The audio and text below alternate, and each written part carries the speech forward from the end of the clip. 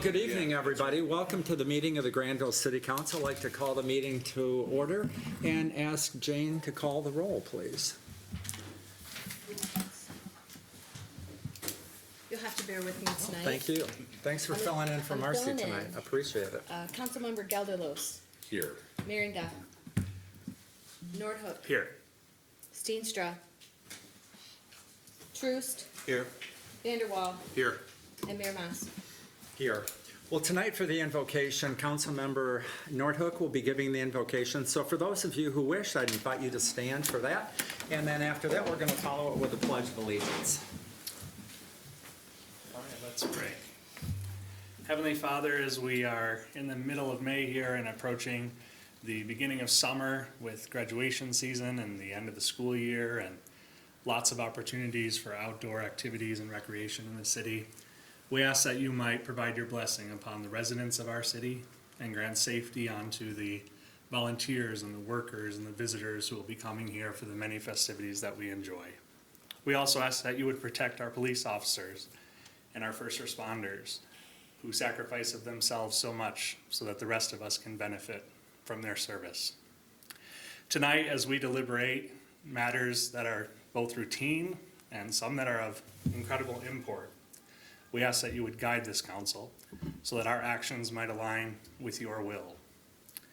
And finally, we continue to pray for your healing and good health for our Assistant City Manager, Matt. And we ask that he might be able to join us here once again very soon. We pray this and all things in Jesus' name. Amen. I pledge allegiance to the flag of the United States of America and to the republic for which it stands, one nation, under God, indivisible, with liberty and justice for all. Justin, thank you very much. Appreciate it. Councilmember Steenstra has asked to be excused tonight. Is there a motion to excuse Councilmember Steenstra? So moved. Support. Motion support. Any discussion? All those in favor, please say yes. Yes. Yes. Any opposition, please say no. Great.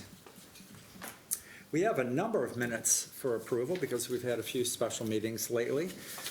You've had a chance to look at all of them. So first of all, is there a motion to approve the minutes from our regular April 22 meeting? So moved. Motion? Support. And support. Any discussion? All those in favor, please say yes. Yes. Yes. Any opposition, please say no. Then the first of the three special city council meetings that we had from Thursday, May 2, had a chance to look at that. Is there a motion to approve those minutes? So moved. Motion Support. and support. Any discussion? All those in favor, please say yes. Yes. Yes. Any opposition, please say no. Second special city council meeting from Monday, May 6th. Had a chance to look at those. Is there a motion to approve those minutes? So moved. Support. Support. Any discussion? All those in favor of approving, please say yes. Yes. Yes. Any opposition, please say no. And then the final special city council meeting minutes from Wednesday, May 8th. Is there a motion to approve those? So moved. Motion Support. and support. All those in favor, please say yes. Yes. Yes. Any opposition, please say no. Great. Next, presentation of the bills, and kind of a substantial amount tonight, about $884,000. Ken, anything you'd like to highlight before we open it up for questions? Certainly. The first thing to note is that it's been 3 weeks as opposed to 2 since the last council meeting, so we're a little bit heavy anyway. But primarily, the big number relates to a couple of very large bills that, between the two of them, constitute $330,000. The first is the initial progress billing from Kaminga and Rudvoots for the Ivanrus water main project, $208,000. Hopefully you've had a chance to take a peek out there and see the progress is really going well. We're on track for our schedule to get that water main completed. They're now working on installing new curbs where those are necessary, and we're hopeful to see very shortly we'll get to the point where we start talking about things like milling and paving, so that's exciting. The other one was the monthly health insurance bill for all city employees, which is about $120,000. So those were the biggest ones on the list. There's a few others that are notable, I think. There's 2 invoices for in-house. That's our concrete contractor for our curbs and sidewalks and things in the city, and they've done quite a bit of work recently at the fire department and at Wedgewood Park. The 2 invoices add up to about $36,000. On page 6, you'll note the land application of biosolids that occurred in April for about $50,000 in the Clean Water Fund. And then also at Clean Water Plant, a $63,000 invoice related to the aeration projects. So quite a bit of construction-related activity there. If there's other questions, Mr. Mayor, we'd be happy to try to address those as well. Okay. Before we open it up for questions, I was reminded that I failed to ask for approval of tonight's agenda. So can we go back and approve tonight's agenda? We don't have to go back through all the special minutes. Do it all over again? I'll do it all over again. Hey, Jane, yeah, you don't have to do this all again. So. Is there a motion to approve tonight's agenda? So moved. Support. Motion support. Any discussion? My apologies. Thank you. All those in favor, please say yes. Yes. Any opposition, please say no. Great. Now let's open it up for any questions on the bills Want tonight. me to repeat my part again, or not? No, you can if you want, but no, you don't have to, because you did such a good job explaining it the first time. I think so. we'll stop right there. All right. Yeah. Questions for Ken on any of the bills tonight? Okay, if not, is there a motion to approve the bills tonight in the amount of $884,561.10? So moved. Thank you. Support? Anyone? Support. And support. Any other comments, questions? Okay, Jane, would you call the roll, please? Councilmember Merringa, Yes. Nordhook, Yes. Troost, Yes. Vanderwall, Yes. Gelderlos, Yes. and Mayor Mas. Yes. Okay. We have a couple of public hearings set, but not until 7:15, so let's take public comment right now. Anybody here like to address the council? Please just come on up, give us your name and address, and tell us what you're thinking about tonight. Welcome. Jim? Mr. Mayor, Council, Kim Chrisman, 4439 42nd Court. Couple of questions for the council. How many of you have driven or walked or ridden your bike down Indian Mountains? How many of you had a car come at you? Yesterday, I had the unique experience of a car coming in, going the wrong way into Grandville. I got over in that lane, he got in the bike lane, told me to get out of the lane, threatened to cut me, and I got the license plate. Grandville's finest, they responded, they did a great job. As I'm leaving, I see a car, because I got the plate number, and called the dispatch, told her, I said, I've got the car, it's right here, I just talked to the officer on Indian Mounds, and if he's available, I don't care if he's coming the wrong way, he's got a purpose. And as I'm standing there on my bike, by my bike, a white car comes flying by me about 50 miles an hour within 2 feet of my ass. I stopped and I said, tell the officer that there's somebody driving awful fast and he's weaving. So it's both ends. And I've spoke to the city of Grand Rapids today. They're looking what they can do. And I understand that we are in the process of trying to figure out how to mitigate that issue.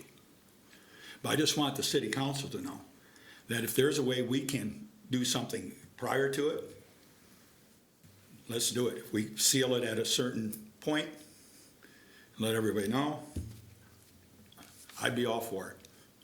But somebody's gonna get killed. Then it becomes negligent. Then it becomes a tort issue. Everybody knows that's a problem, and nobody's acting on it, except Charlie got things rolling. And I'm very appreciative of that. So I'm just asking the city council to figure out what we can do and how fast we can do it once we get the buy-in across the board. There's multiple jurisdictions and stakeholders in it. I realize that, and I know it's not gonna happen in 30 days. But if we can get it closed in a year, that would be great. And if there's a way to stop people coming from Grand Rapids, which they're looking into, that would be even better. So that's my issue. We know it's a trap, we know it's a problem. What can we do to fix it? And how fast can we get it done? And I appreciate Charlie's efforts, I appreciate the chief's, police department's efforts. They can't be everywhere, but maybe at high traffic volumes, if there's a slowdown on 196, and you got time to put a squad car down there for a bit, do it. You can write tickets. So that's what I have to say. Appreciate your comment, and first of all, let me say that I'm very glad that you were not hurt. And it sounds like an awful afternoon for you, but again, glad that you're safe. And I don't know, Ken, if you had anything you wanted to add, I know that you and Charlie have been. Charlie may have more recent information than I do, but we've been raising this issue with our sister communities. As Mr. Chrisman pointed out, Grandville has one end of the street, but the City of Wyoming, the City of Grand Rapids is involved, and Kent County Parks as well owns quite a bit of property through there. And there's also a little bit of private property interest that is part of it as well. But the sharing of the road with one lane being bike lane or ped lane, it's not just bikes, but that gets heavily used on the same surface as the traffic lane does result in these kinds of conflicts. So I don't think the city of Grandville has anything but support for closing that road. Charlie, I know there was I think a group of representatives from those communities that were meeting to talk about getting this accomplished. Is there any update? All three entities are all in favor of closing it. We've had a couple of different discussions. They have looked into being, the burial ground. There's the oil companies are in there, and there's an old radio station. So we're trying to figure out how to get through all that. MDOT wants it to be open. They use it for a bypass. The County Road Commission uses it for bypass. We have talked with involved Kent County Road or the parks. They're willing to take it over and get into maintaining it and doing whatever. The ball got dropped the last couple of months, so we're putting email back out. We're starting to get more dialogue going again and working on it. So it's going to take a little bit to do it, and hopefully the County Parks Association will take it over and they'll maintain it, and we're on it. So we'll see what happens. It's still moving. Thanks for working on that project. Thank you. Yeah. Yeah. Out of curiosity, Mr. Chrisman, was it a black Volvo hatchback? No, but I've seen that car. We got run off the road yesterday morning early before church running. Rhonda and I did, like literally run off the road, going the opposite way too. Yeah. So, and that car had no plate. So I don't know if he picked up a plate by the time he ran you off the road. No, I've seen that car prior, Yeah, loud, loud. yeah. I just, I'm gonna get a camera. Yeah. I mean, I almost got clipped going down Canal a few Sundays ago. And the guy told me to get on the sidewalk. He pulled over after I gestured. And he pulls over and he gets on Lucas, tells me to get on the sidewalk, that he knows the law, that he only has to be 3 feet if I'm in a bike lane. Other than that, get on the sidewalk, that's where you belong. That was the first buzz. The second buzz is when he came around me again, hit the horn, and it was probably within a foot of me, on Canal. Corporal Balma, I came over, I chatted with him. And I did not get the plate, but I am getting a camera. Yeah. So, Thank you. it's dangerous, that's all. Thanks. Anybody else like to address the council? Just come on up. Mike, welcome. Thanks, Mr. Mayor. Mike Cobb, 3362 40th Street in Grandville. I want to thank you for allowing me to be in all the interviews for Ken's job. I think Curtis did a great job, had some great candidates this time. But thanks to Ken for coming back and rescuing us. I mean, it just shows his true character. I sat through his interview process, 25, 27 years ago, something like that. Our kids kind of hung out a little bit. He's just been a great blessing. I've spent hundreds and hundreds of hours in his office with him and Matt, raising dumb questions that he answered very graciously. And yeah, we're just very blessed to have him in all these years. And it's going to be a tough bar to place. The one thing in the interview process I noticed was, and I think I said it probably 34 years ago when I moved to this community in this room with Jim, and the collaboration between the schools, and if you want a good community, you gotta have good private and public schools. And over the years, we've done a great job of collaborating those two together to create what we have. I didn't hear a whole lot of that in the interview process. But if we could keep that going, that's, you know, Virgil Leatherman, I mean, you remember those old names. And then I'd like to thank Randy Cracker for all his years of service. What a blessing it was to have him. And then also, I wish I could afford it on my own, but as far as park and recs, I wish we could get a small skate park and a small splash pad somewhere. Someday, hopefully that'll happen. And then thanks again for everybody in this room for serving. Appreciate it. Thank you. Thanks, Mike, for your interest and coming to those interviews. Appreciate your time. Anybody else like to address the council? Just come on up to the podium. Last call for public comment. Okay. Next item on the agenda is public hearing on the fiscal year 2024 to 2025 budget.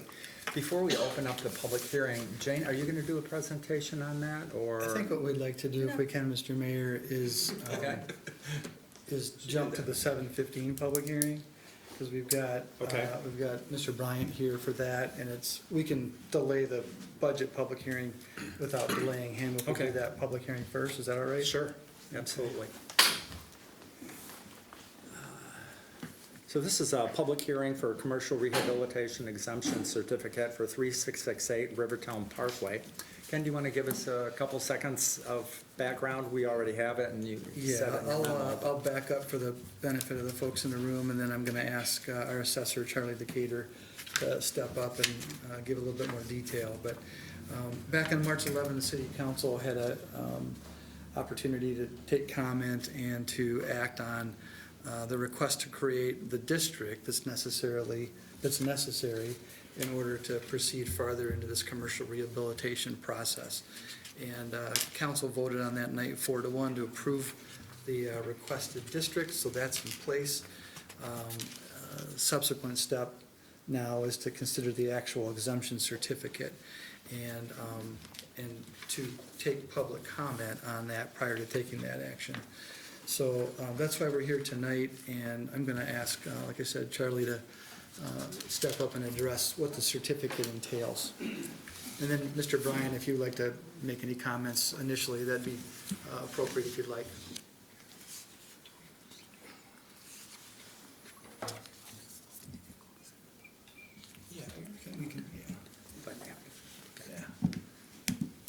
Good evening.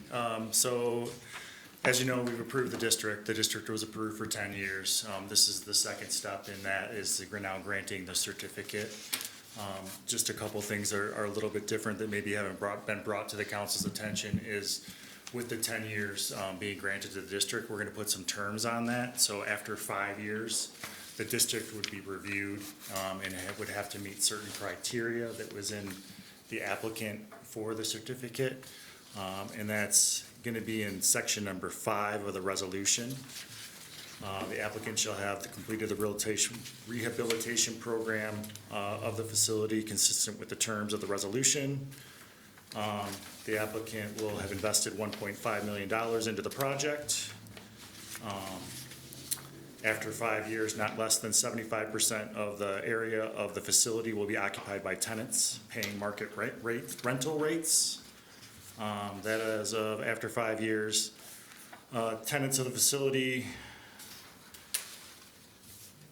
will have generated 25 full-time jobs. and that the property taxes will not have been delinquent. And once they meet that 5 years, the certificate will then extend another 5 years for a full 10 years of tax abatement on the building only. The other thing that's maybe worth noting is that the city will be reimbursed for some of the attorney fees in order to create the district. So section number 8, the city of Grandville will be reimbursed $3,000 for attorney fees incurred during the process of completing their certificate. The applicant has already, Mr. Bryant, has already paid $1,000 up front in that, in applying for the district and applying for the certificate. Is there any Okay. questions to that? Questions for Charlie on the certificate? Thank you. All right, we'll open up the public hearing, and Mr. Bryan can make a comment if he'd like to. Is there a motion to open up the public hearing? Support. Support. All those in favor, please say yes. Yes. Any opposition, please say no. Great. Any comment anyone would like to make, public or applicant? Sure.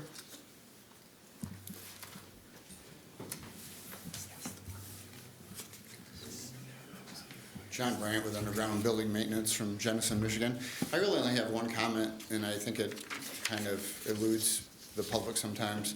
The good thing about a tax freeze or whatever you want to call abatement of this type is it only benefits me if I do improvements. Otherwise, I would have never came and asked for anything. I wouldn't need it.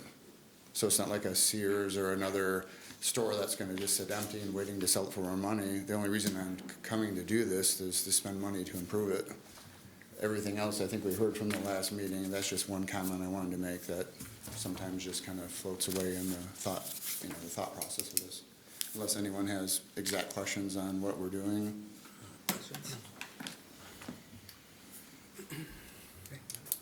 Great, thank you very much. Anybody else in the public like to comment on this application?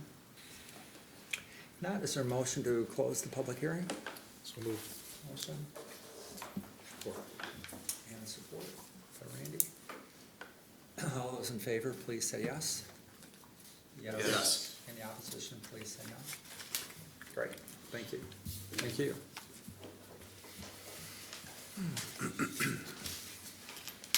Okay, we have before us a resolution. I don't know, Jane, if you have the number, otherwise Marcy will fill it in with the next one. 3344. 3344.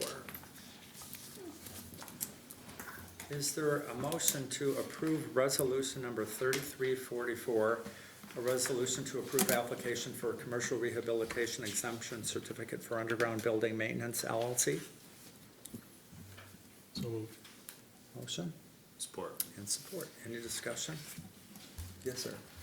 Yeah, so I was just going to say that back in March, I voted against the creation of the district, and I outlined the reasons for why I was against the creation of the district, but now that it has been created, in reading the law and the guidance here that we have in the back, it seems very clear to me that once the district is created, then our role becomes a little bit more administrative in that if we were to deny it, we have to provide reasoning in the resolution of why it's being denied. And so I'm going to vote yes on it, and I just wanted to clarify why I'm changing my vote, but I would have preferred that we not create the district, but now that it has been created, this is in compliance with everything, so I see no reason to vote no. So. Appreciate that comment. Any other comments? Okay. Jane, would you call the roll, please? Councilmember Nordhook, Yes. Troost, Yes. Vanderwall, Yes. Gelderlos, Yes. Merringa. Yes. And Mayor Mas. Yes.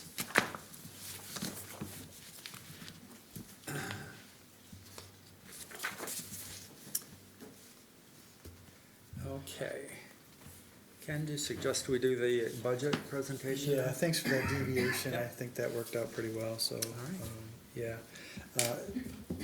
Want me to just jump into that? Sure, Okay. please. So, City Council annually completes the process of reviewing and ultimately approving a fiscal year budget for the fiscal year that starts on July 1 and ends on June 30.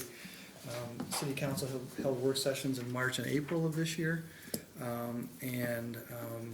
That all followed quite a bit of work by our department heads and their staff to put their requests together. The presentation that the finance director will make tonight is the typical overview of our budget for the benefit of the public, and the purpose behind the public hearing is to take comment on the proposed budget. There won't be any action by council taken tonight. That'll happen a week from now. So you're in a position to simply take public comment and either address or ask staff to address any comments that might arise during the public hearing. And then also, this is the city council's budget, not the staff's budget. So if after the presentation, there's any final direction by staff or to staff by the city council, we would take that and make adjustments between now and next Monday at the time that you approve a series of resolutions that will deal with the budget. So I'm going to turn it over to our finance director, Jane Sauerman, to run through the overview of the budget. And when she's done, it'd be appropriate to take public comment. Okay, great. Thanks, Jane. I saw you here early this morning, and you're going to be here late today. So thank you for triple duty today. It's what I do. Thank you. Well, first of all, I want to thank my fellow department heads and all of the city support staff. This budget is a group effort. All the input, even council input, has created what we will go through tonight. And I just want to express my gratitude for all of the cooperation and positive comments that we've received so far. So as you can see, this is addressing fiscal year 24-25, which starts July 1st. This year, we are proposing a millage rate of 12.55, which is an increase of 1.5 mils to be allocated for road improvements. The general fund will generate roughly $11.25 million from property tax revenue. Of that, $2.475 million will be going toward the street funding. That's roughly 13%. And the other obligation that we have with our millage is our debt service requirement of almost $690,000. Our property taxable value did increase.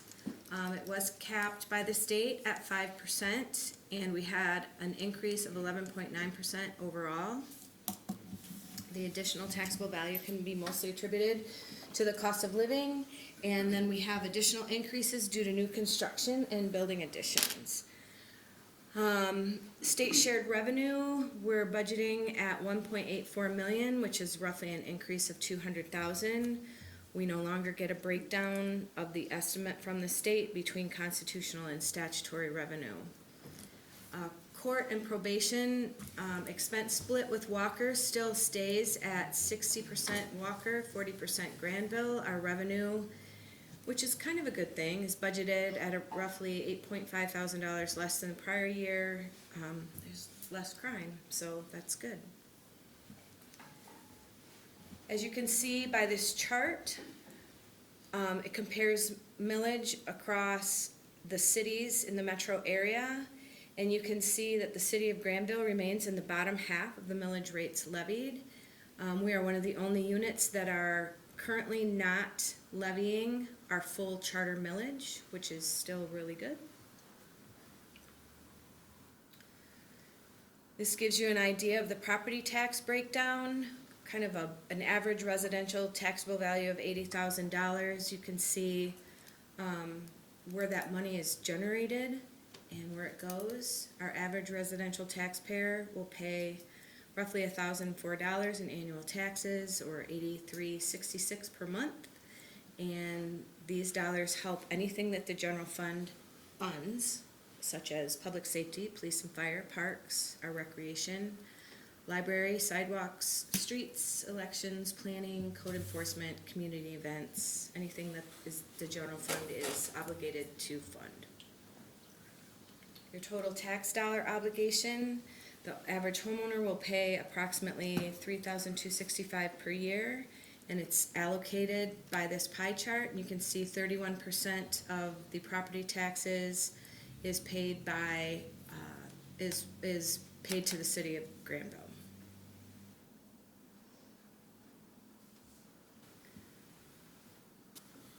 General fund revenue by source, you can see that 89% of our general fund budget is funded with taxes, property taxes and taxes that you all pay to the state. We get that through state shared revenue.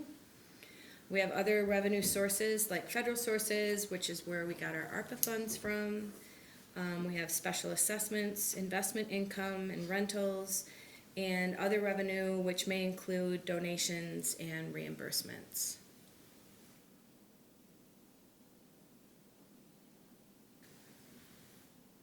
For the general fund expenditures, I like to show a side-by-side comparison so you can get an idea of the percentage of dollars allocated to, we basically have 4 big buckets: supplies and debt service, capital outlay, other services and charges, and personnel services.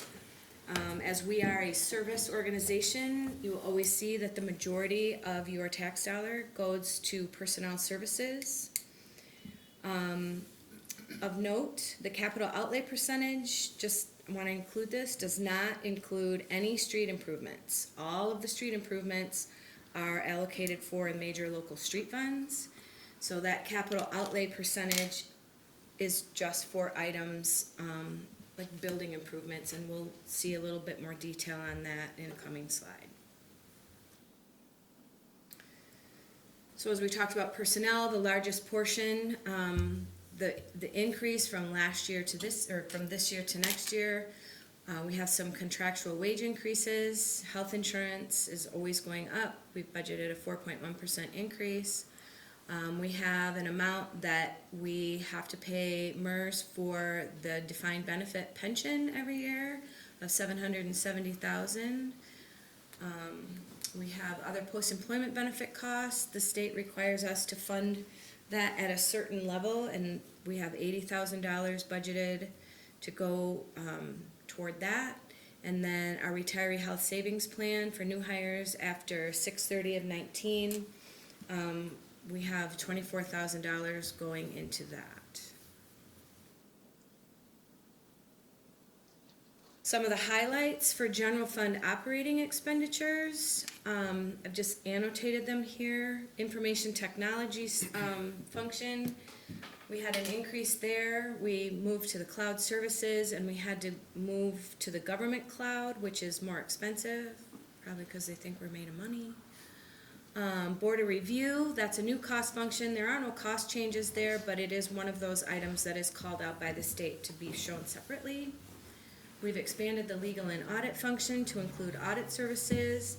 At the same time, we've reallocated some legal services to the appropriate cost functions like zoning and assessing. The Agency on Aging, we have contracted services with senior neighbors, and we have an increase in contracted service fees to be implemented over a 2-year period, with next year being year 1.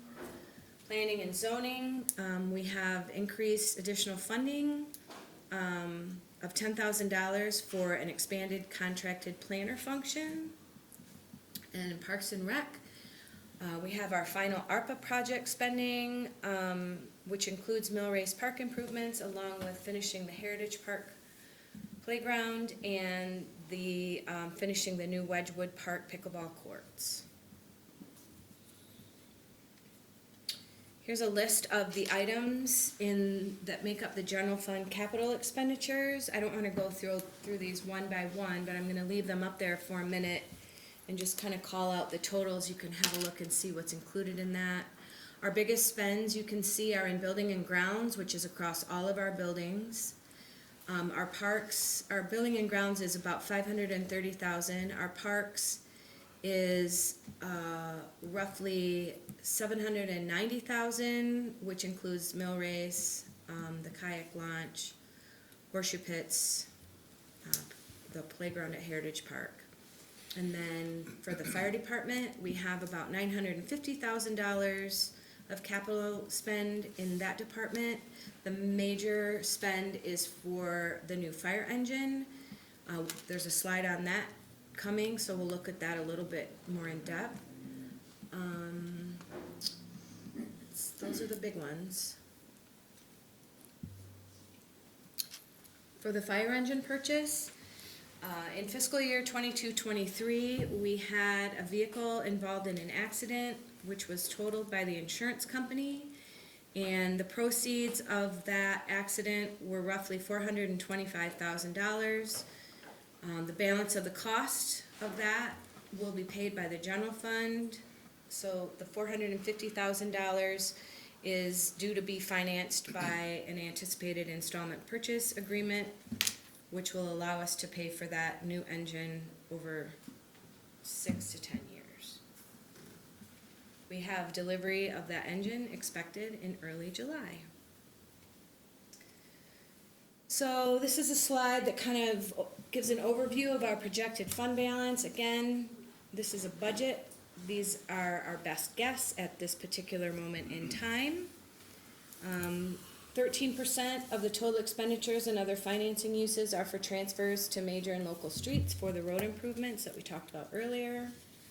And our projected ending fund balance is still above the council's recommended fund balance policy of 15%.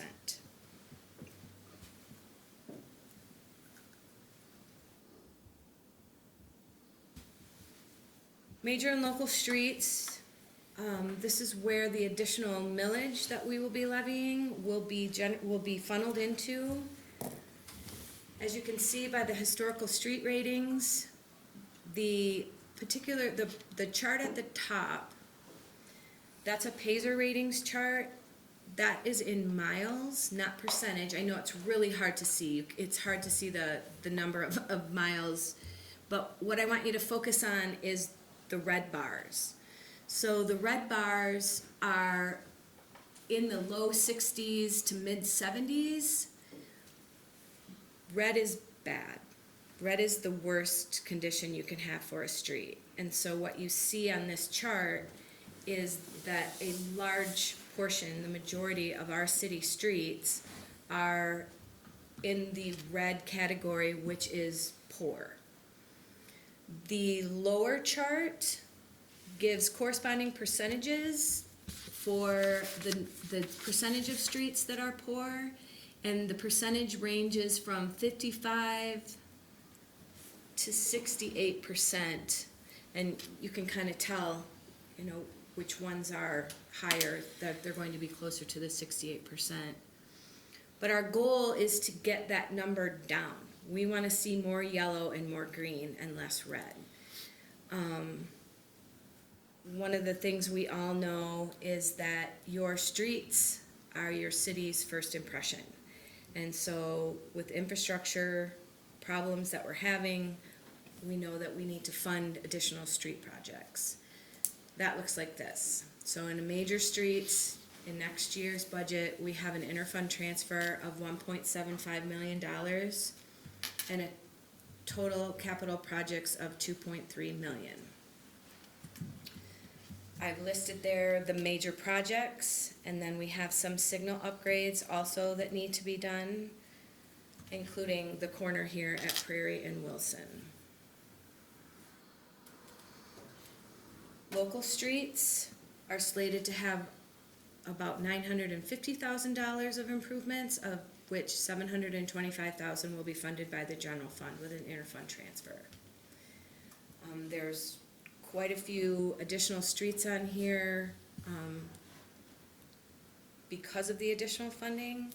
This has not been something that we've undertaken in the past few years.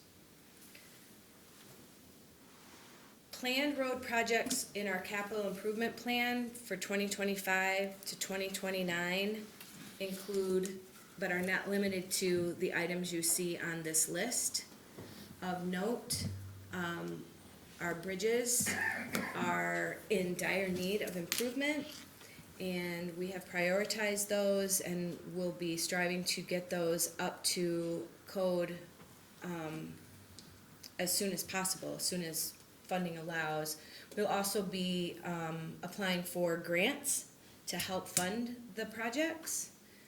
One of the other larger projects is the 44th Street or the I-196 overpass. That's coming in roughly about $3 million. So in the future, the plan is to attack one of these projects, just taking one at a time and get them completed over the next 4 or 5 years. You can find additional detailed information in our 5-year capital improvement plan. And there are 3 to 5 smaller projects that are not included on this list, but are also outlined in the capital improvement plan. And the Chicago Drive project, that area is Wilson to Red Mill. So you can kind of see here what our plan is for the additional funding that will be generated with an increased millage. This is construction dollars. This is what it's gonna cost the city to try to turn our streets from those red bars into green. You can see, starting with fiscal year end 2025, we have more than doubled the amount of road projects that we're going to do. And it just keeps going up, it just keeps going up. So our hope is that within 5 to 10 years, those red bars will start to turn from red to green. I had a little spiel. I say street conditions are typically a city's first impression. Whether you live here or just visiting or passing through, most people that operate an automobile or bicycle judge the roads on which they drive. And we know that, and we're making it a priority. The street improvement funding, I'll just go back one slide so you can kind of get a comparison of what those bars look like. You can see, my cursor isn't showing on there, but you can see right around in between 24 and 25, the jump. Same thing here, between 24 and 25, the funding jump. We are committed to putting an additional minimum of $500,000 from the general fund into the major and local streets fund, in addition to what the millage is going to levy to help improve our roads. This funding pattern follows the spending pattern in the previous slide. This is local streets, it's isolated. You can see the historical number or dollars that were spent, number of streets, I guess. This is a number of streets, annual road projects. Our goal is to keep the orange bars up. Additional local street projects mirror the additional funding. However, in 2027, the city will be undertaking a large bridge project that will use most of the available funding generated by the new millage. If we are fortunate enough to receive any level of grant funding to help offset the cost of the bridge project, additional local streets will be slated for improvement. So the second to last orange bar, the 2027, could go up if we get decent grant funding to help complete that bridge project.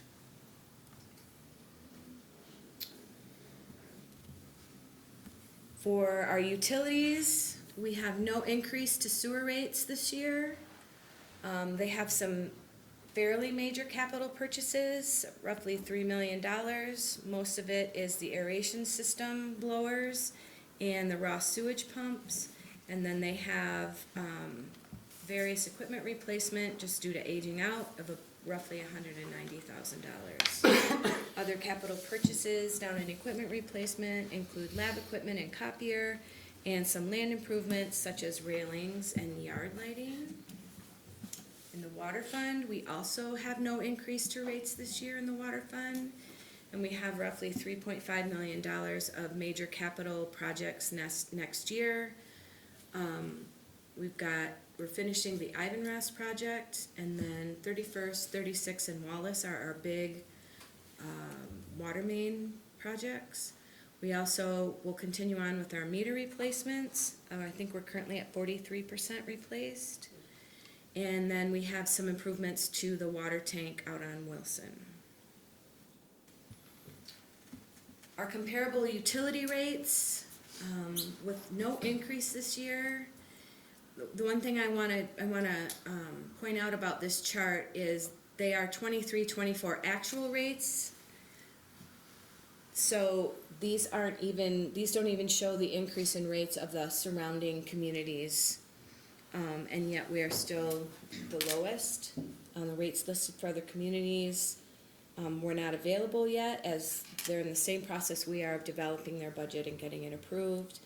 I do want to call out that Wyoming rates include a millage rate for water and sewer improvements. They charge a millage for their capital, and when calculated on the average home, would add about $30 per quarter to their total.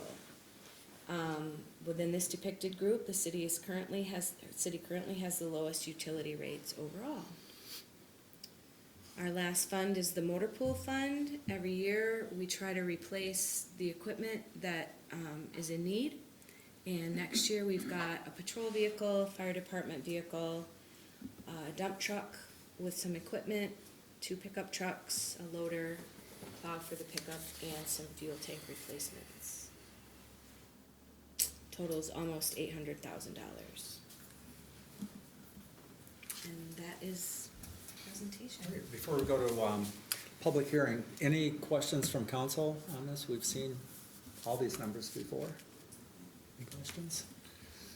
Ken? Maybe I'll just chime in if there's not any questions before we have public comment, just to underscore some of the points that Jane made. There's a lot of information up there. I think the side-by-side pie charts of last year versus or I guess it'd be current year versus next fiscal year, you don't see a lot of change there, and that's indicative, I think, of the budget in general. There's no utility rate increases proposed, there's no new staffing proposed. It's generally a status quo budget.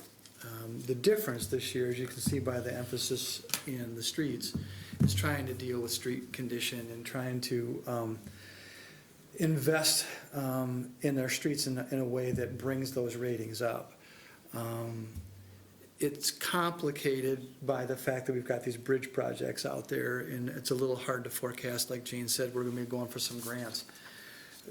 These are bridges that, in the case of the Chicago Drive Bridge, I think we figured out it's like a 1932 original vintage, widened at some point in the 60s or 70s. And the Buck Creek Bridge over Wilson Avenue, Canal Avenue, these are all bridges that, you know, are in that 60s to 70s vintage. We haven't had a budget for these before. We've had inspections, we've had minor repair, we've had repaving. But as you can tell from the big jump and the anticipated need for construction funding, you know, they're coming due. It's just getting to that point in time where the inspections are starting to show that we're gonna have to do major work on those bridges. And council's already authorized temporary work on the Chicago Drive Bridge to extend that life a little bit and get us to the year we're talking about here. So it's complicated by that, but the simple message is we'd like to see a higher percentage of our roads in a better condition. I know Jane mentioned, you know, we want to turn the red bars green. That will never happen, so you need to know that. Roads are green when you pave them, and Ivan Rest will be green when the water main project is done, but they won't be green long. Right. It's a 1 to 10 rating, and they start at 10 and they deteriorate. And we try to apply fixes to them at the reasonable times, whether that be some crack sealing or some skin patches or those kinds of things. But don't get in your head that we're ever gonna be 100% green. It just won't happen. I think road agencies tend to think in terms of lumping their good and fair rated streets in the Paisley rating system into one category. I know there was an article in MLive late last week about the state going to possibly a mileage-based system for taxation for roads as opposed to a gas tax. And I noticed in that article that the state currently is at like 67% good and fair, but their goal is 90 good and fair, and so that's the green and the yellow.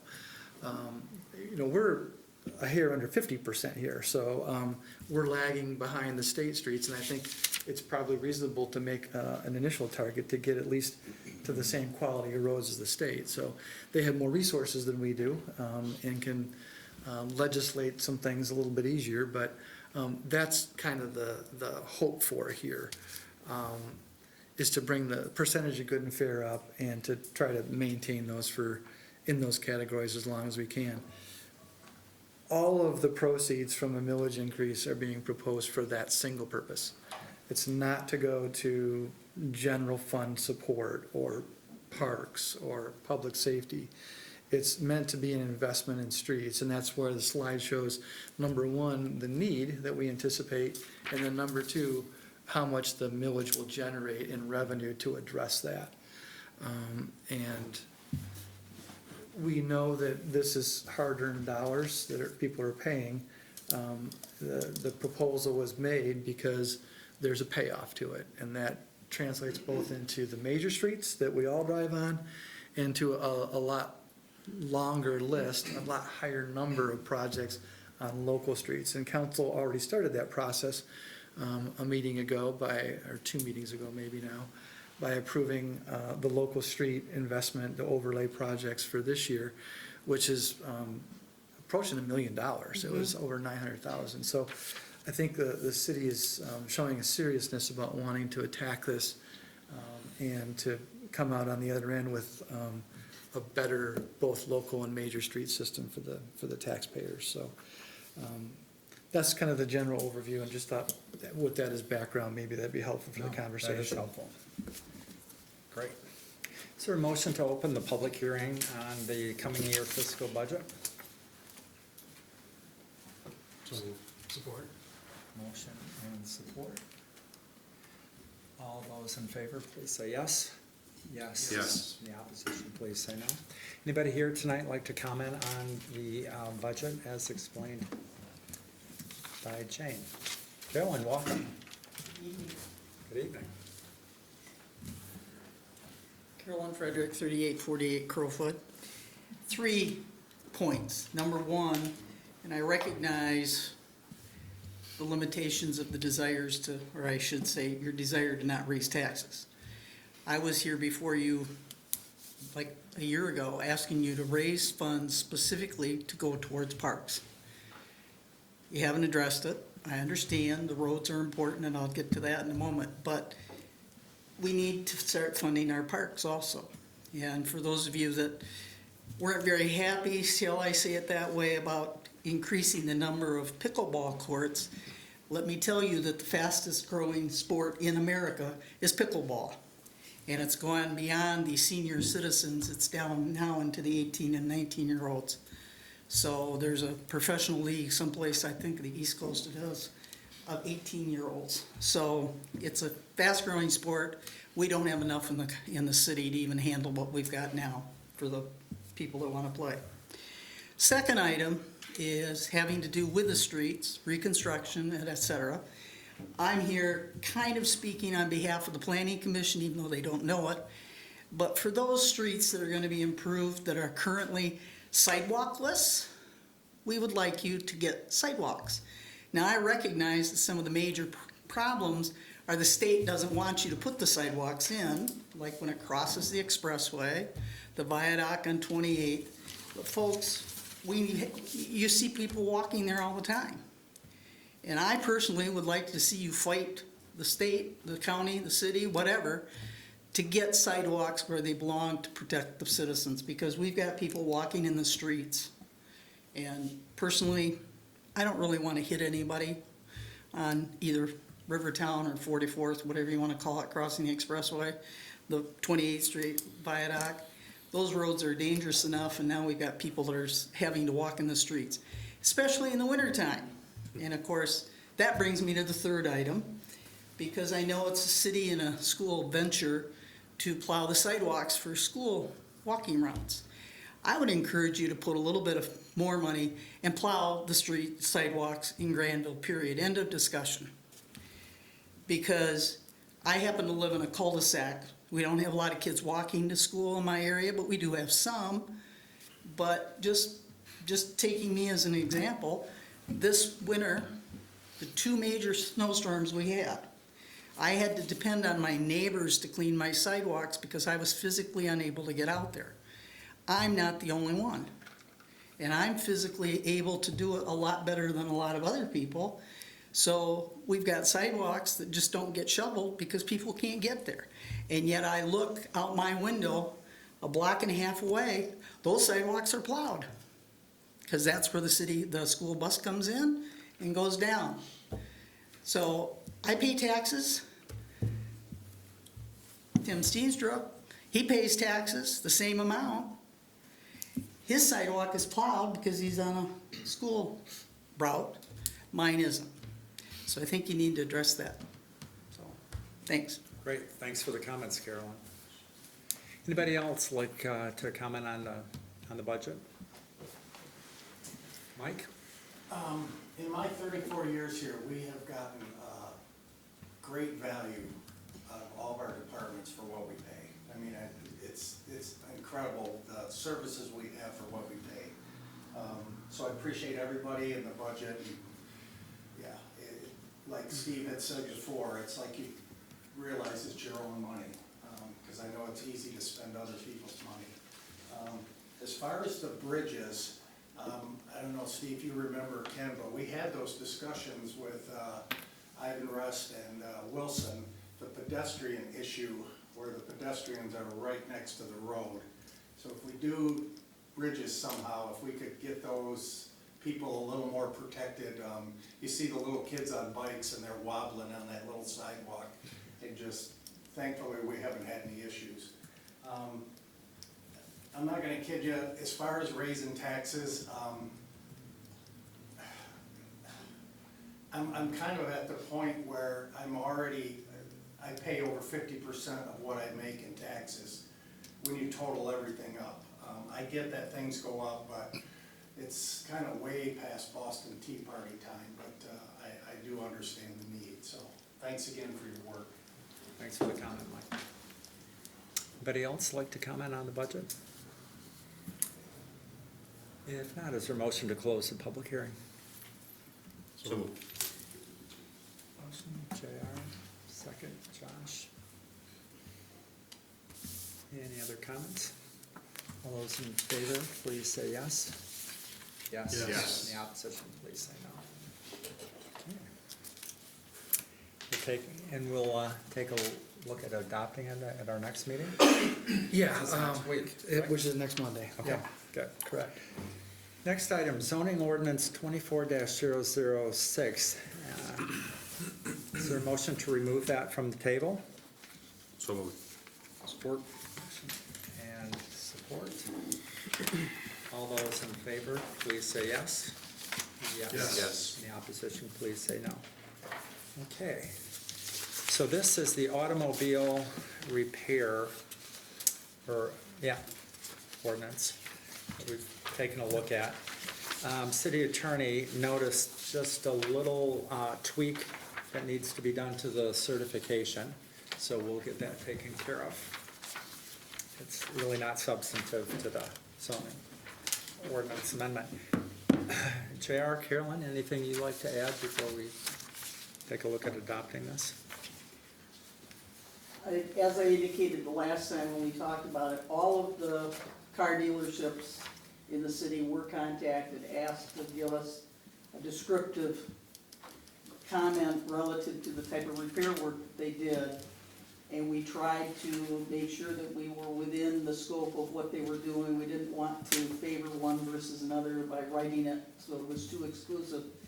But we did also want to be in compliance with the state laws, so we kind of, use the state references and information relative to what constituted a type of vehicle, axle number, et cetera, et cetera. So this will allow all of our current automobile dealers to be legally doing the repair work that they've been doing for years.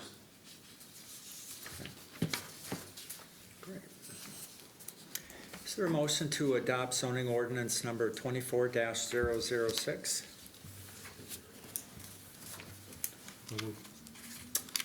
Motion by Josh.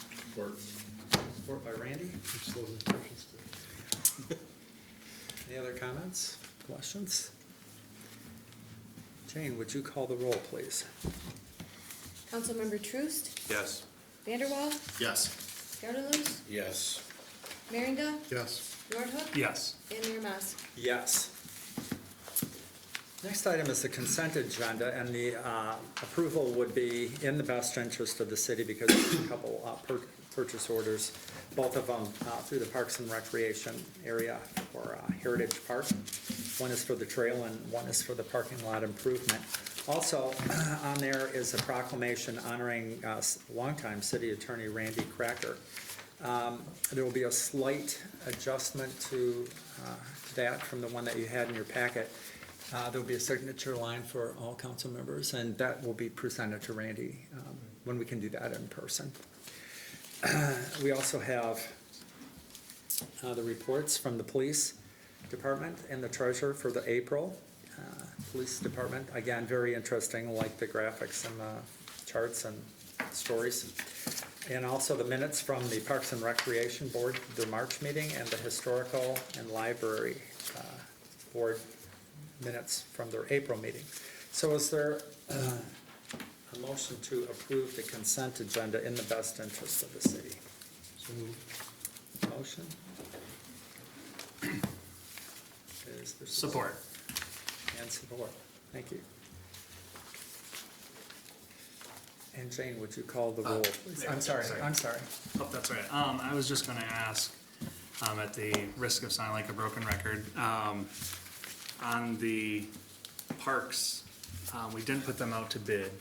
And so I'm just wondering, do we traditionally not bid out for the concrete work for the asphalt, or is there some other reason that we did not? In-house is kind of like our main person to do all our concrete work. If they're in town doing concrete work now, I can get them in here and get a better price because they're always mobilized. That's why I use them. The trailway, I got a price last year to do that from, it's not excavating. He's done a lot of work for us. He's inexpensive. But he can get out and get that over with before the end of the year.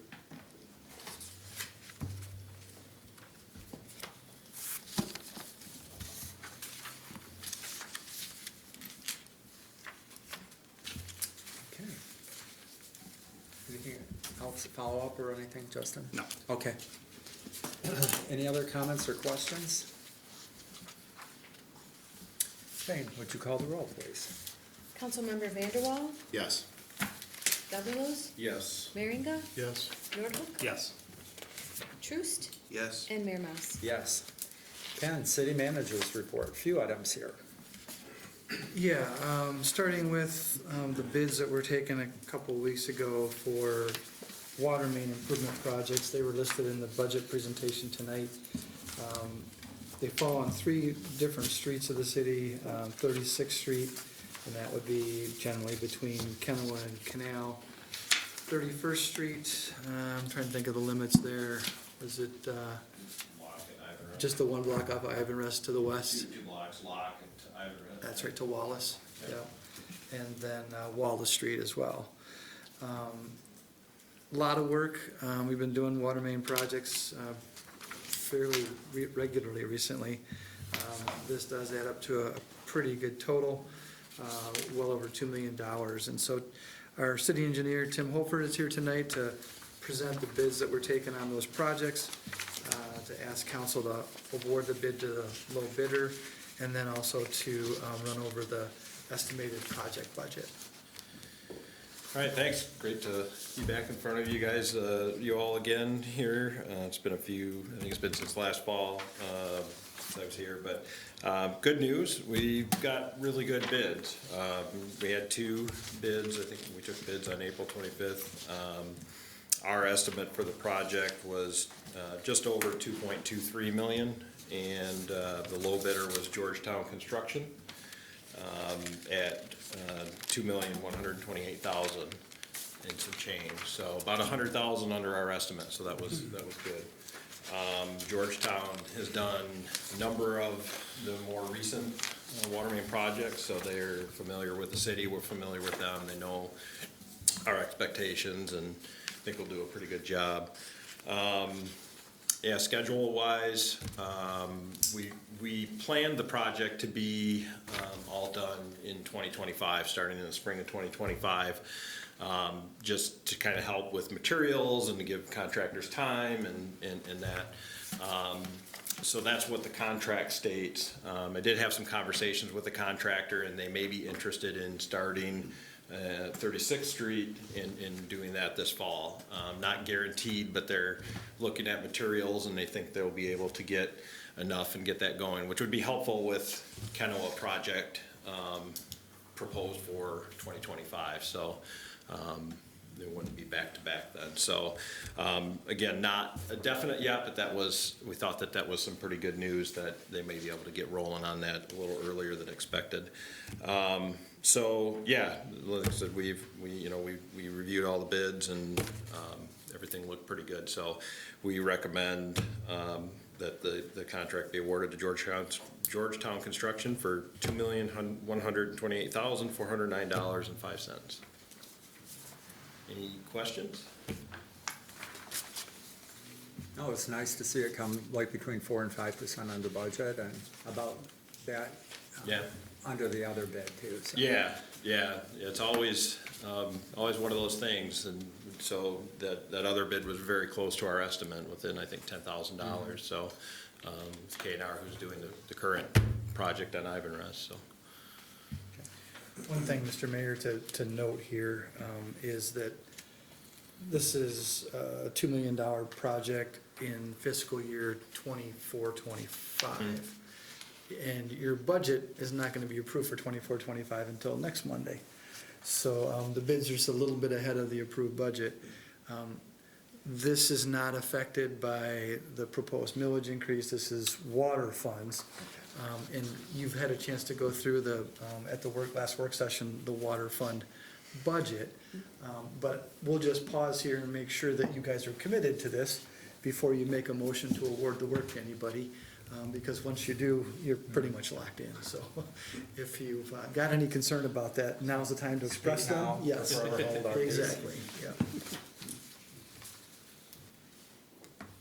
Okay, thank you. Okay, I hear nothing, so, okay, great. Is there a motion to award this contract to Georgetown Construction in the amount of $2,128,409.05 in the best interest of the city?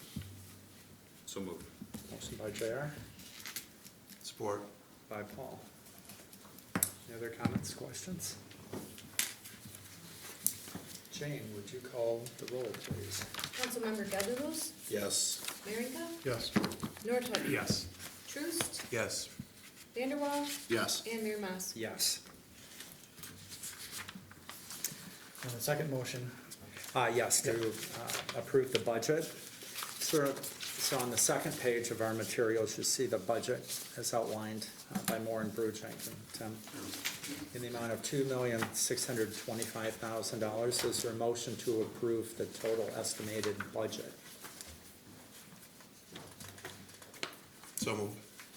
Motion by Paul, support. by Justin.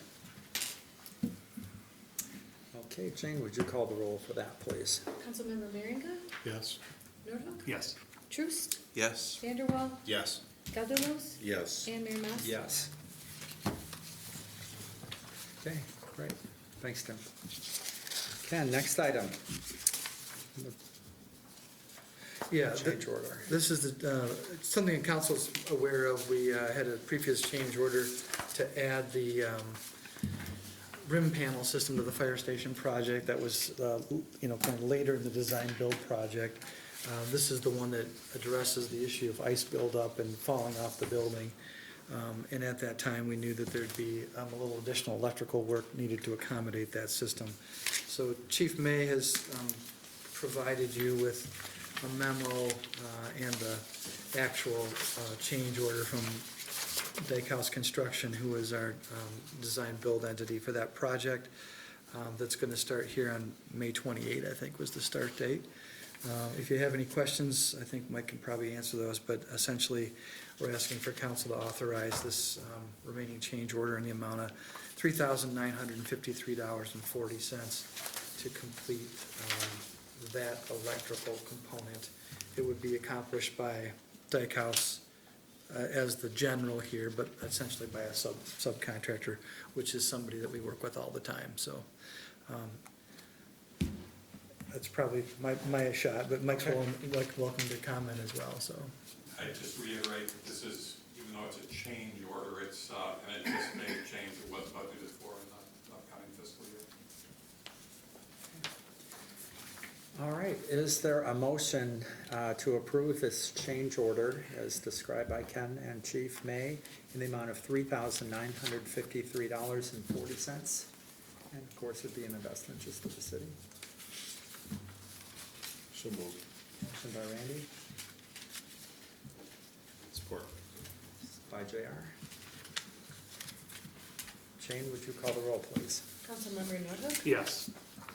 Troost, Yes. Vanderwall, Yes. Gelderlos, Yes. and Merringa, Yes. and Mayor Mas. Yes. Thank you. That's good.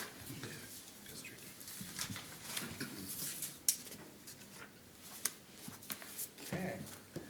Anything else, Ken, before we get into the city manager, council, or, city manager candidate deliberations or the, closed session? Just one item to bring council's attention to, and I put a copy of an email on your desk tonight.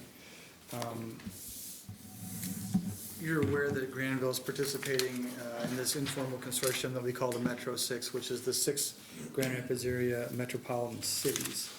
And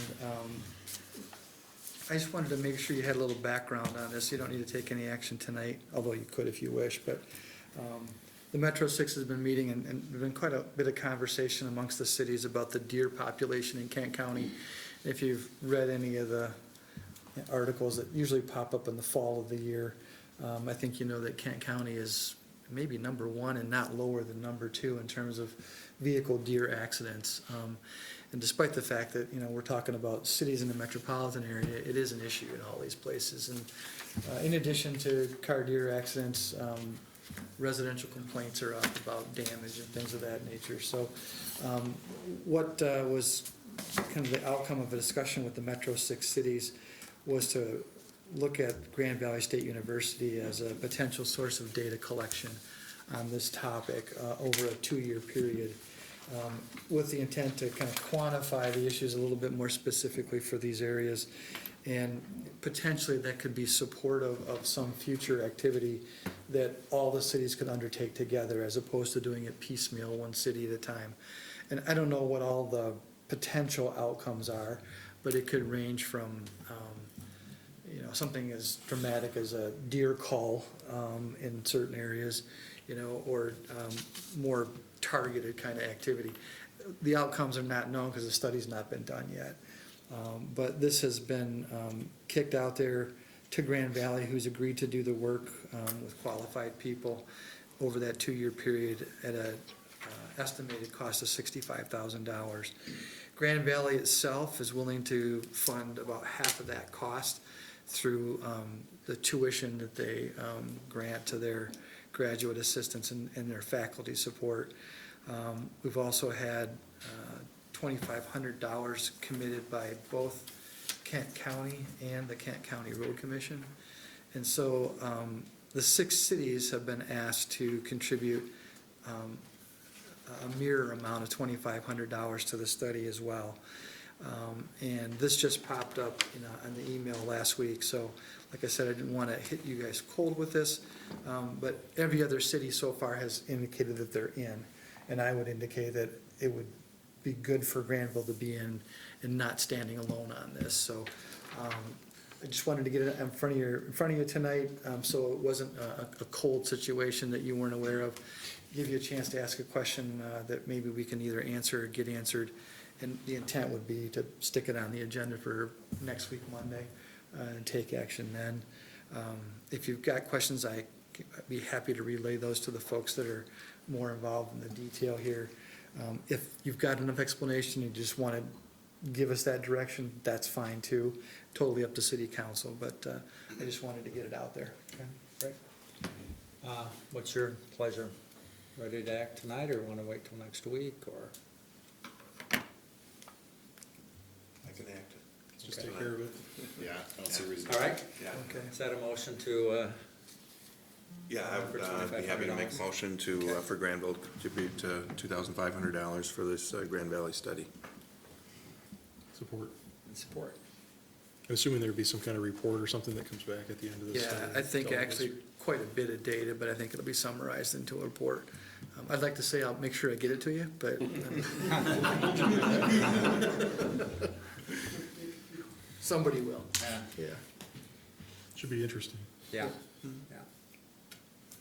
Other comments, questions? Otherwise, Jane, would you call the roll, please? Councilmember Truist, Yes. Vanderwall, Yes. Gelderlos, Yes. Merringa, Yes. Nordhook. Yes. And Mayor Mas. Yes. Thank you very much. Thank you, Ken. Thanks for bringing that to our attention and giving us the background on that. Okay, next item is council deliberations about the city manager candidates. As you know, we've interviewed 5 candidates, so thank you, everybody, for taking time. I know everybody's got lots to do, and so thank you for being willing to spend the time doing it. It's an important decision. So one of the candidates, Susan Montenegro, has accepted a position elsewhere, so she is off the list. So there are 4 candidates that we have interviewed that are still interested, as far as we know, in the position. So how would you like to go about choosing one? I think Jane does have paper ballots, which is our method that we usually use. Paper ballots, and then they're read out loud, so, as they need to be. So, any preferred method? I mean, we could rank them first, second choice, first choice, weighted averages, whatever, however you want to do it. Knowing that we've excused Councilman Nordhook from this process and Councilman Steenstra is absent tonight, is there any reason for us to pause? I don't, well, I don't know, Ken probably, Ken wants. Oh, yeah, there are a bunch of reasons to pause, but I don't think Ken wants it. I did hear from Tim in a text who indicated who his first choice was. And I'm not sure if he did 2 choices or not. Let me take a peek at that. Again, he can't vote because he's not here, but, you know, for what it's worth, he did indicate that. I'm not saying we need to, I'm just Yeah. throwing it out there. Oh, I was gonna throw it out there if you didn't. I mean, it seems obvious to me without our professional consultant who has all the background information on all the candidates and can ask any, or answer any questions that we have about them. And we're without, you know, one of the 6, because we're already reduced in number by, you know, by virtue of the fact that Councilman Nordhook's, you know, withdrawal from that particular process. So it makes sense for me to wait to deliberate. I'm surprised Steenstra didn't ask for that, actually, that he wouldn't want to be involved in the vote on that. Okay. That's my feeling on it. And we meet again next week. Right, yeah, right, the good point, thanks. Well, I was gonna say that too. true. A pause would only be 1 week, so yeah, I am mindful of that. We want to move as quickly as possible, but a pause would only be to the next Monday. Other thoughts? Any contrary feelings? Josh? No, I thought the process was good. I appreciated the notes that were provided by Curtis from the staff interviews. I guess as I was looking over that, I guess I'm just curious if there's any more information available answering some of those specific questions that were asked. I know he had sought to sort of aggregate the response, or aggregate the opinions of those that interviewed, you know, so as not to identify anyone individually, which is fine. But I thought they had some very good questions, and I guess I didn't really see what the responses were to the questions in the report that was provided, other than just a couple of highlights on each candidate. So I guess I would have preferred a little bit more information about how the candidates answered some of those questions. And that's information that you'd be looking. I don't know if Curtis has that, or if there's other notes that could be compiled from the staff interviews that would, you know, we could beef that memo up a little bit more. I thought they had some very good questions, I just didn't really get a good sense of what the answers were from the candidates. I don't know if Curtis has notes that he could go back and look at, or. I mean, I think it was Curtis who kind of compiled that. That's just my thought, is that I would have liked a little bit more information there. I think that's just one example of a question for Curtis, you know, that would be coming up during deliberations on the candidates. But I did appreciate that he gave us sort of a pulse check on the candidates kind of overall from that part of the process. Okay. Randy, thoughts? I'm not sure waiting is really gonna change anybody's minds. I tend to agree.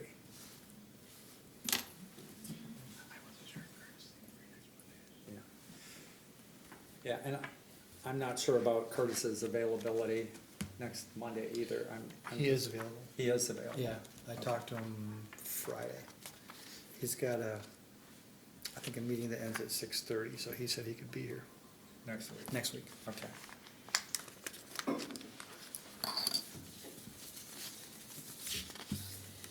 Well, I'm seeing 3 people who'd like to wait, and I didn't say I wanted to wait, I just Okay. asked the question. You know, Ken's memo that we got on Friday was, we were anticipating full council tonight. I was, and I get it, stuff happened, I'm not blaming Tim whatsoever, just make note of that. But I was just anticipating us to be able to talk about it as a group, as a whole. Yeah. So, I agree with Randy, I don't think our decision is gonna change, or my vote will change, but I would like to hear from everybody. And you know, I feel like we did in our last open meeting, we did talk about candidates, so I mean, I'm ready to make a decision tonight.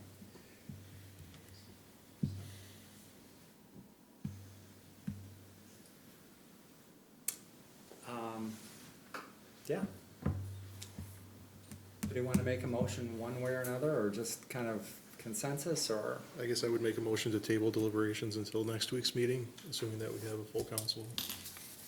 Or, I mean, assuming that we have a full council, I think we probably would next week. Support. Motion support.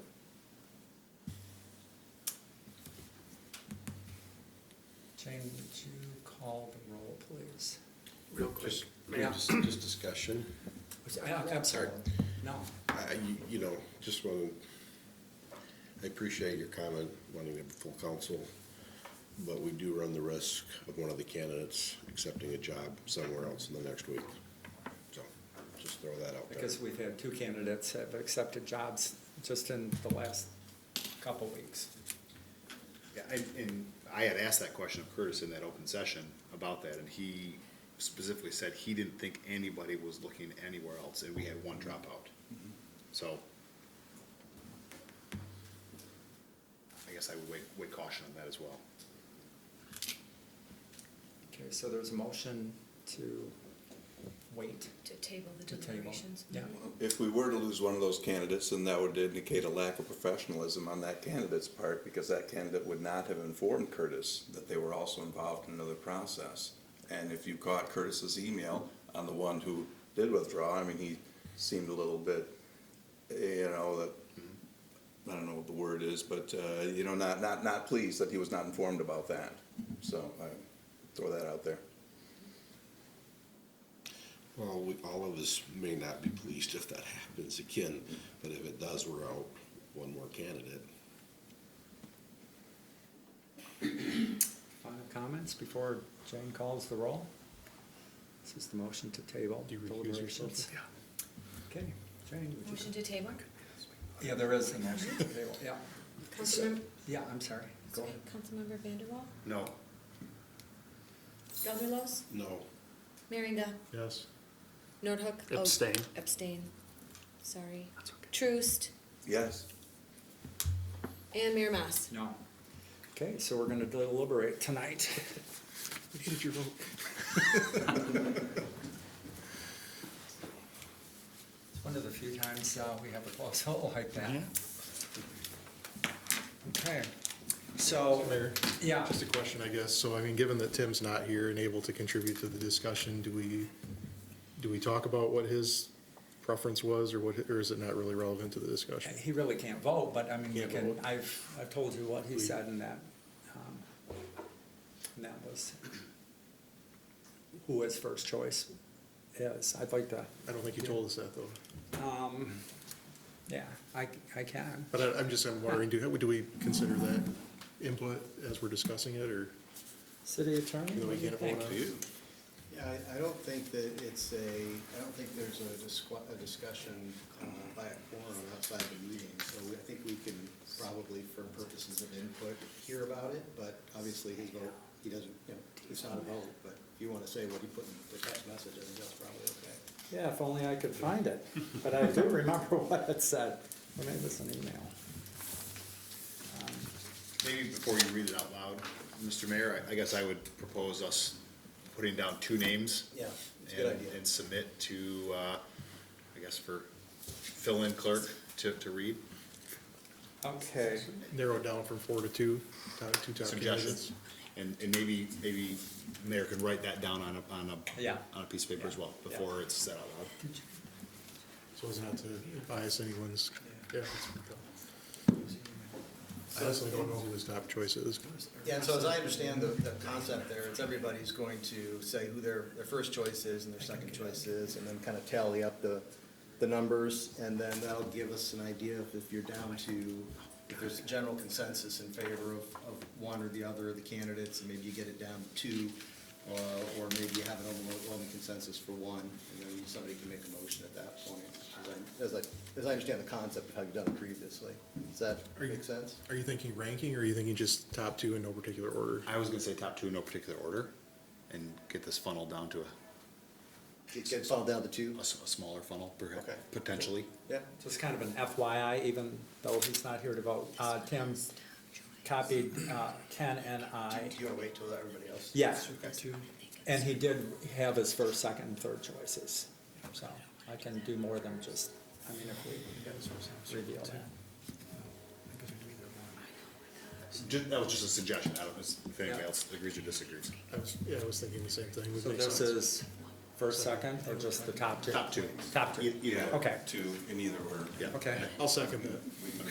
Thanks, Josh. I think we're gonna pass out ballots now. Yeah, you know, there was a little bit of guesswork that went into what you might do tonight. Okay. Get a few different options. So this ballot indicates to circle your single choice, single top choice. Yeah, and so we're going to have you circle 2, not Okay. 1, on this. And then the key part of that then is to sign your ballot when you return it, because it will have to be read aloud. Have an extra one. I don't know if you wanna do it for 10 or. Yeah, let's Your top 2 in no particular order. until we get those back. Sign, you circle 2, so it's signed. You might have to adjust something here. Right.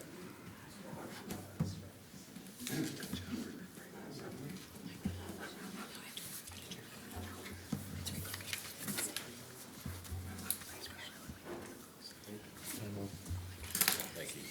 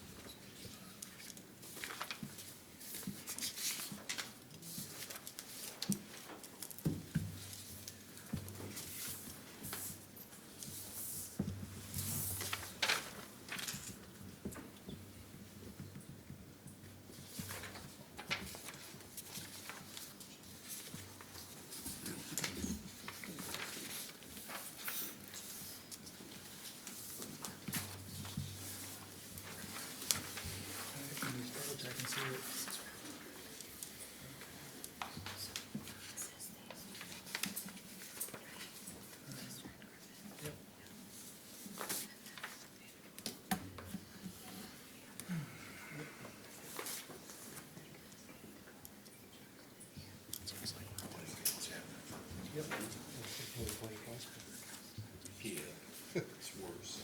Yep. They're much greater. Yeah, totals.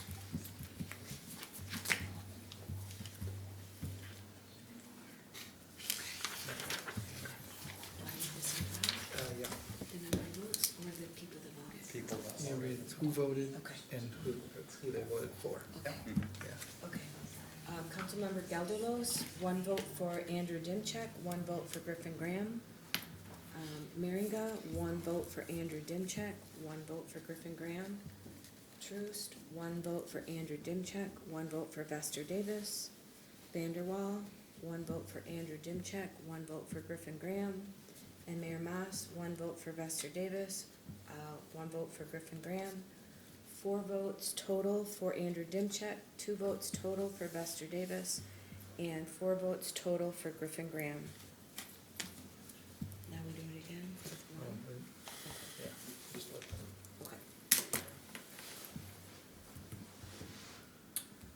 Okay. Okay, do we want to do it again with our top choice?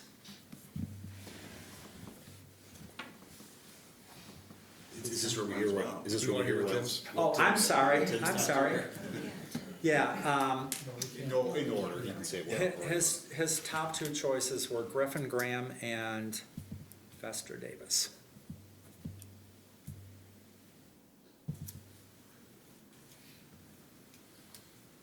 But he's not here voting, and But he he- didn't ask us to wait to vote, so No. on his behalf, so Right. take that for what you will.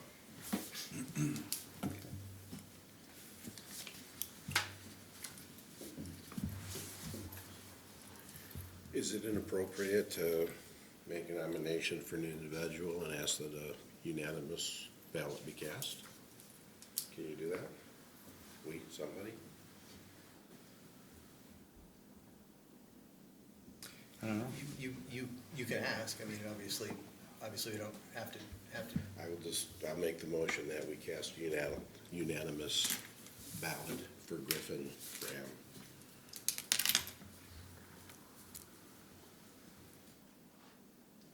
Support? Chair, was that you? Yeah.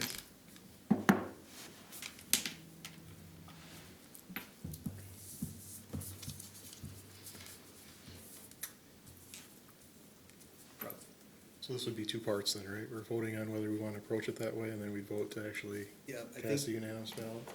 Or is that the unanimous ballot? well, I think that what I heard was really it's a motion seeking unanimous approval of that candidate. And then I would think that if that motion passed, that in fact the council did want to extend an offer to that candidate, then there might be a secondary motion to deal with providing some authority to a subcommittee of council members to work on a contract with that person. But I think probably for the first part, yes, I think that, my understanding is it's, correct me if I'm wrong, a motion to seeking approval of that person. And I understand the concept is obviously we want to try to get a unanimous vote. So I guess if there's discussion that needs to be had, if somebody thinks it needs to be discussed, then we should probably do that before the motions. So then we wouldn't need to actually cast a ballot because, right, that's your thought. I like the idea of whoever the candidate is, that, yeah, I understand. Unanimous. No, I like that idea. Well, that candidate did not make my top 2, as you all know, and I will not be voting for that candidate, as I think you all know, too. I don't think that Grandville is the place for a rookie city manager, for somebody to lose their training wheels as city manager. I want a professional with experience. That's why I will be preferring Demchek, or I will, if he becomes city manager, really learn how to pronounce his name and spell it. Realizing the chances are against that right now, but no, I will not be voting a unanimous vote for Mr. Griffin. So do we want to withdraw that motion and then just re-vote? Or what's your pleasure, Randy? I'd just say vote on it and let the motion stand. Okay. Okay. You have motion and support? You ready? Yeah. Would you call the roll, please? Thank you. Is the standard for this to be unanimous for this motion to pass, since it's asking for unanimity, or no? What is the? Yeah, that's a good point. I mean, I think your goal was to have everybody vote the same way, but I think it might make sense, just for purposes of clarity, to amend the motion to make it read, if the goal is to vote for that person, amend the motion just to say a vote to extend an offer to that person. person. That would probably, I understand the intent, but I think that would be more clear. All right, so moved. I amend it. Okay, is there a Given the second? City attorney's. I will second, because that was the original. Okay. All right. Okay. Real quick, Steve, before we get to that, I know that Curtis gave you the two motions he was hoping to be. Yeah, Does and- the first one follow along this line? Yes. Okay. And we'll get, And the second one was more along the lines of the yes. subcommittee. But we'll probably do two more motions, just to be real clear. Yeah, exactly. Sounds good. Yep. Jane, would you call the roll, please? Councilmember Gelderlos, Yes. Merringa, Yes. Troost, No. Vanderwall. Yes. And Mayor Mas. Yes. Okay, so city attorney's got a couple other motions prepared, kind of as suggested by Curtis. The first one is, the motion would be similar to, on behalf of the city of Grandville, the league facilitator, which is Curtis, shall extend a conditional offer of employment to, and then we'll fill in that, the name of Griffin Graham, for the position of city manager. And then Curtis talked about the conditional offer. There's a due diligence period, background investigation, physical and drug and alcohol screening, if that's a standard operating procedure used by the city, additional reference checks. Background investigation through a third-party professional firm, including investigation of college transcript, verification, criminal history, civil court, et cetera, et cetera. So is there a motion on behalf of the city to authorize our league facilitator, Curtis Holt, to extend a conditional offer of employment to Griffin Graham for the position of city manager? So move. Motion Support. and support. Any other discussion? Jane, would you call the roll, please? Councilmember Merringa, Yes. Troost, No. Vanderwall, Yes. Gelderlos, Yes. and Mayor Mas. Yes. Curtis has suggested another step, if we want to take it, and that would be to authorize a person or a subcommittee or a group of people, obviously would be less than the majority of council or whoever, to begin discussions with the candidate who we've selected, which is Griffin Graham, pursuant to an employment agreement suitable for formal approval by the city council at an upcoming meeting.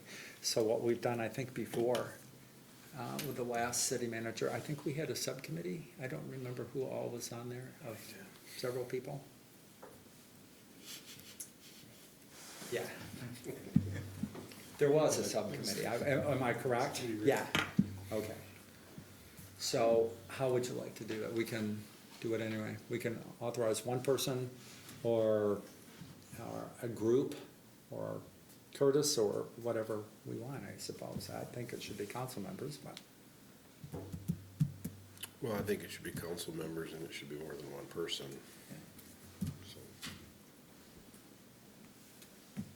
I realize the implications of saying this out loud, but I would nominate the same two people that did it last time. I would second that. We'd be happy to do that again, wouldn't we, Randy? For the Or- pleasure of the people. Okay. Who made that motion? I did. Don't tell Randy though. Josh, did you say? I second. Self-defense? Yeah, Mayor and Councilmember Gelderlos. Yeah. Okay, and then, now, let me ask the city attorney this question. Would Councilmember Gelderlos and I be able to have a discussion in closed session sometime with the rest of the council to get real clear parameters of what that employment agreement looks like?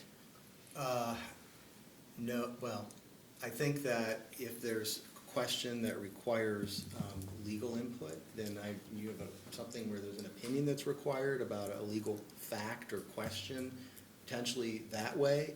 In general, though, deliberations with respect to, you know, offers for employment are things that are supposed to be done in open session unless there is a candidate that, for example, has another job and they've asked for their application to be private because they don't want their other employer knowing. But if there's clearly the general exception for, you know, attorney opinions to the privileged applies. But other than that, really deliberation should be in open session. Okay. I think the candidates did request confidentiality, but once they came into the open meeting for their interviews, yeah, I that think they knew seems, it was public that at was that point. maybe before, okay. You've got a recent contract that you authorize Okay. as a council as a guide. Yeah, And ultimately, you know, you and the committee will bring back a recommendation. And the council will either agree or will have to have open session conversation, I think, about it. But, Okay. I think the intent would be to negotiate it to completion, so you can bring it back in its acceptable form to both parties. And that's why I think maybe the existing contract was a bit of a guide there. A lot of it is fairly standard. You know, okay, paid time off and yeah, those kinds of things. Okay. Yeah. good. Okay, so we haven't voted on that yet, have we? No. Did we get the motion and support? Okay. Jane, would you call the roll, please? Can I just Yeah. clarify the motion? It's a motion to authorize a subcommittee consisting of the mayor and councilmember Gelderloos to begin discussions with Griffin Graham to negotiate an employment agreement suitable for formal approval by the city council at an upcoming meeting? Is Yes. that correct? Okay. Okay. And Jane, I've got that language written down, so. Excellent, Yeah. because I don't. Okay, motion by Vanderwall, support by Merringa. Councilmember Troost. No. Vanderwall. Yes. Gelderlos. Yes. Merringa. Yes. And Mayor Mas. Yes. Okay, good.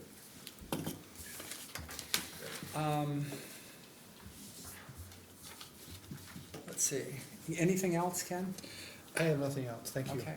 There's been a request to go to closed session to discuss pending litigation, collective bargaining, and a city attorney communication. So before we have a motion to adjourn to a closed session, let's do council member comments, and J.R., let's start with you tonight. Well, first, a quick question. Ken, will we have a chance to thank Randy publicly in a setting like this? Or is tonight the comments? He was hopeful to be here tonight, and he sent a note today that just said he wasn't up to it. So I think we will do everything we can to get him into this room for a night. And even though the proclamation, we will present to him earlier than that, when he's feeling up to it, you know, he slid quietly out the door, and probably nobody wants him to go without a few pats on the back for 47 years. So we'll try to work that out. And we were hopeful tonight, it just didn't happen. That's fine. I'll save my comments for him then. I did have one other question, and it kind of got brought up by Carolyn's public comment. The resident Ray came in February and talked about the sidewalks and the plowing and the condition of the railroad tracks across Wilson, and how horrible those are. And when I ride my skinny tires across those tracks, there's been nothing to do to improve that. So I guess I'm following up on Ray's comments on that, of maybe we can keep looking at what that looks like. Yeah, you know, I'll make a note on that. We're unfortunately not in the driver's seat there. I get it. You know, so we can put pressure on the railroad, but we can't touch anything with a certain distance of the rails. That's their work. They've done it every however many years it takes to get to that point. And usually what it means is Wilson Avenue is completely shut down for a couple of weeks, but that's what it takes to get it done. I don't know, Charlie, if you've had any railroad contact? Okay. No, I can try to reach out to some people. We'll make a contact and ask about it, but that's definitely railroad. And it's not just even something we can even patch, it's just their job. I understand. Yeah. I just didn't want to get swept under the rug either. So. Yep, I appreciate that. And then just wanted to give my condolences to the Bankston family. I saw Jack Benson passed away last Thursday. He was a longstanding member of our planning commission. Got to know him fairly well over the last handful of years, so my condolences to his family, and he was a great servant to the city of Grandville.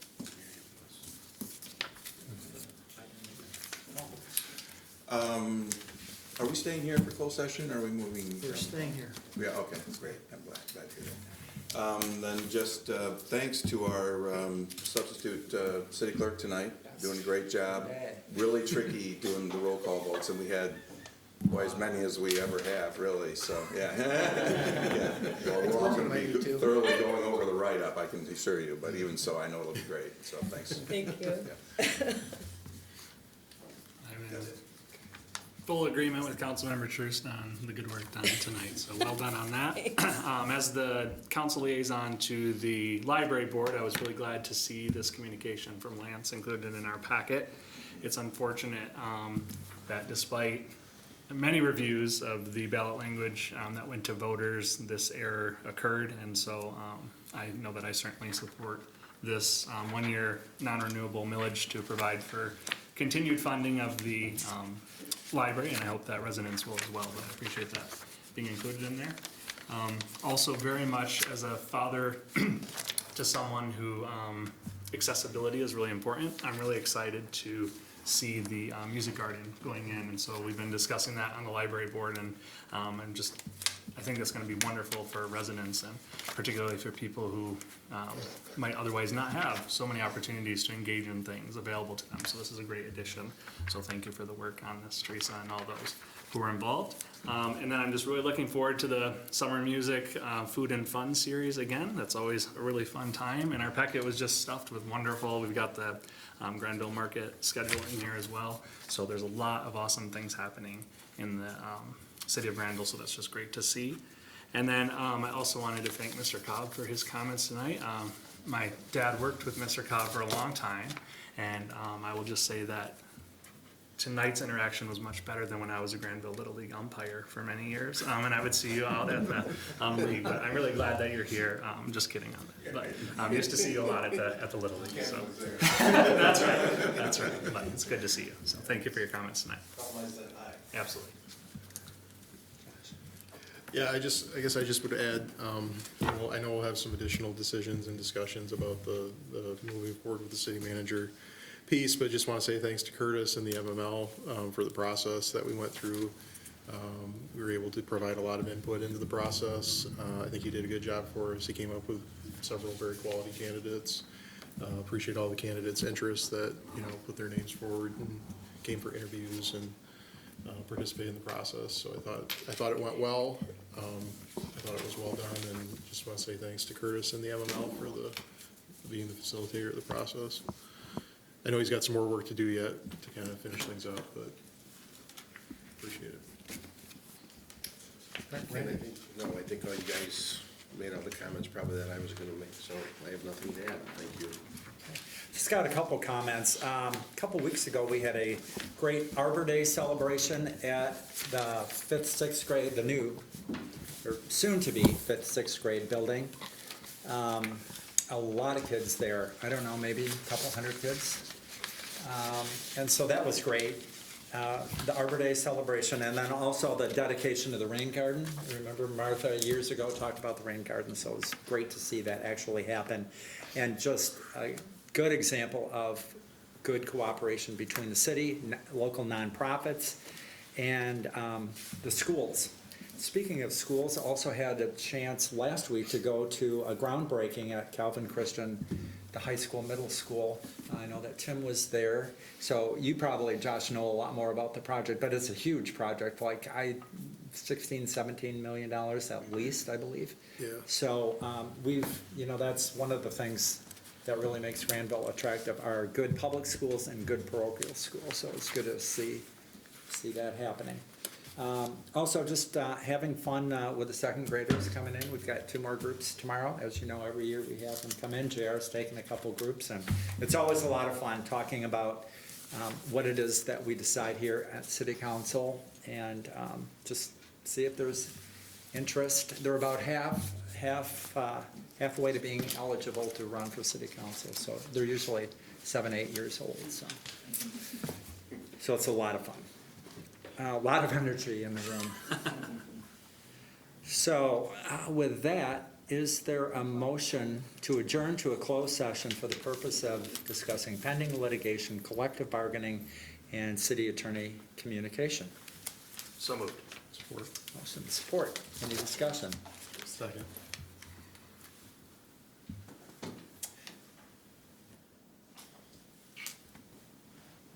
And Jane, would you call the roll, please?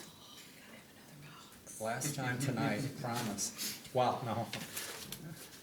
Yeah, okay. We've maxed out your sheets. I've maxed out my sheet, yes, I have, I'm gonna go this way, Okay. bear with me. What a mess. Okay, called Truce first last time, so it's Vanderwalls first. Yes. Okay, thank you. Gunderlos, Yes. Merringa, Yes. Nordhook, Yes. Truce, Yes. and Mayor Mas. Yes. Okay.